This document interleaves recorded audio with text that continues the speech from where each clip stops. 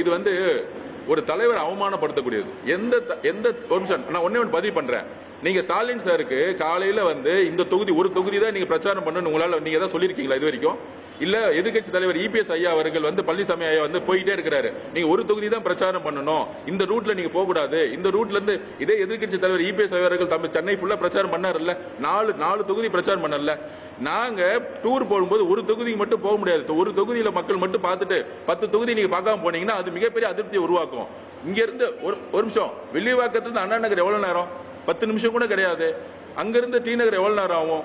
அங்கிருந்து போனா எங்களுக்கு மக்களுடைய ரோடு மக்களுடைய சாலைகளை பாதுகாப்பையும் கொடுத்துட்டா நாங்க 1 ஹவர் ரீச் ஆக முடியும். ஆனா 1 ஹவர் தான் நீங்க இருக்கணும்னு சொல்லக்கூடிய அதிகாரம் எந்த காவல்துறைக்கும் கிடையாது. எந்த தலைவர்களுக்கு சொல்ல முடியும்? நீங்க டைம் ஏன் அப்படி பிக்ஸ் பண்றீங்கன்னு நான் கேட்கிறேன். இதை நாங்க ஏன் ஆரம்பத்தில் எதுக்குறோம் அப்படின்னா, நாங்க ஏன் இதை ஆரம்பத்தில் எதுக்குறோம்னா, இந்த டைம் கொடுக்கறதே தப்பு. நீங்க 2 to 3 மட்டும் தான் இந்த இடத்துல இருக்கணும்னு சொல்றதே தவறுங்கிறத நாங்க பதிவு பண்றோம்.